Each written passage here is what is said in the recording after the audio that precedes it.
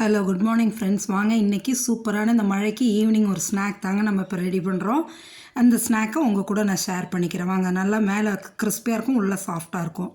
அதுக்கு தேவையான பொருள் பார்த்திங்கன்னா, ஒரு 3 வாழைப்பழங்க, நல்லா பழுத்த வாழைப்பழம் 3 எடுத்து உரித்து வச்சுக்கிட்டேங்க. ஒரு அரை கப்புக்கு கம்மியாகவே பவுடர் சுகருங்க, ஒயிட் சுகர் நல்லா பொடிச்சு எடுத்து வச்சுருக்கேன். 1 டம்ளர் மைதா மாவு எடுத்து வச்சுருக்கேங்க.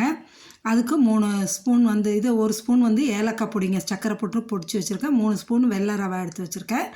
ஒரு அரை ஸ்பூன் கம்மியாக பேக்கிங் சோடா, ஒரு 2 பிஞ்ச் சால்ட்டு. இதுதான் தேவைங்க. பொரிச்சு எடுக்கிறதுக்கு எண்ணெய் தேவை. இப்போ நம்ம எப்படி பண்ணலான்னு பார்க்கலாங்க.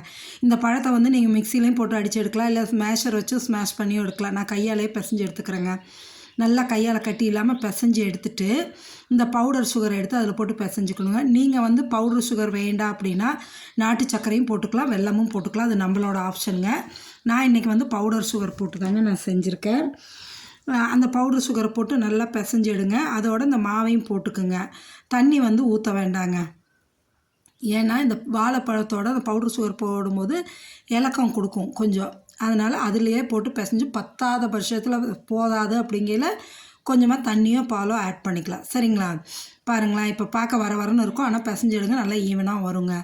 நல்லா மாவையும் போட்டு பிசைஞ்சிட்டு அதோடு நம்ம வச்சுருக்க அந்த 3 ஸ்பூன் ரவா வச்சுருக்கோம்ல, அது வறுத்த ரவாவும் இருக்கலாம், வறுக்காதான் இருக்கலாம். நான் வறுக்காத ரவா தான் எடுத்துருக்கேங்க.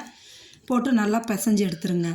பிசைஞ்சிக்கிட்டு நல்லா ஈவனாக பிசைஞ்சு எடுத்து அந்த ஏலக்காய் பவுடரும் சோடா இப்போ இருக்கு இல்லைங்களா, பேக்கிங் சோடா, அதுவும் அந்த 2 பிஞ்சு சால்ட்டும் இதையும் போட்டு நல்லா ஈவனாக கலந்து வர்ற மாதிரி பிசைஞ்சிடுங்க. நல்லா பாருங்கள். இப்போ நம்ம தண்ணியெல்லாம் ஊற்ற கிடையாது, அதில் உள்ள ஈரப்பதமே தாங்க இந்த அளவு வருது பாருங்களேன்.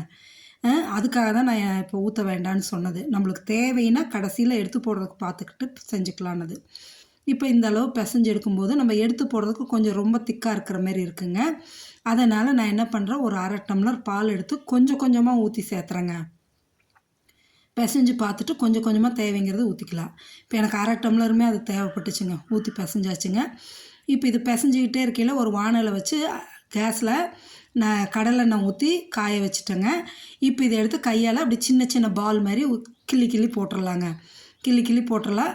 எண்ணெய் காஞ்சதுக்கப்புறம் தான் நம்ம போட ஆரம்பிக்கிறோங்க. போட்டதுக்கப்புறம் என்ன பண்ணுறீங்க, ஃப்ளேமை மீடியமில் வச்சுடுங்க. ஏன்னா மீடியம் ஃப்ளேமில் இருக்கும்போது தான் நல்லா உள்ளாரெல்லாம் வெந்து வருங்க. மேலேயும் நல்லா கோல்டன் ப்ரௌன் வரும், உள்ளாரையும் நல்லா வெந்து வரும். நம்ம ஃபுல் ஃப்ளேம் வச்சுட்டோன்னு வைங்களேன், மேலே சீக்கிரம் ப்ரௌனிஷ் ஆகிடும், உள்ளார வேகாமல் இருக்கும். அதுக்காக தான். சரிங்களா? பாருங்கள், இப்போ நல்லா பொரிஞ்சு வருது பாருங்கள். அப்படியே பெரட்டி விடுங்க. ஏன்னா ஈவனாக எல்லா பக்கமும் நம்மளுக்கு கலர் ஒரே மாதிரியும் வரணும், அதே சமயம் நல்லா வெந்தும் வரணும். அதுக்காக ஈவனாக பெரட்டி விட்டுட்டே இருந்துட்டோம்னா நல்லா கோல்டன் ப்ரௌனில் வருங்க. நல்லா புசுன்னு நல்லா குண்டாக இருக்குங்க.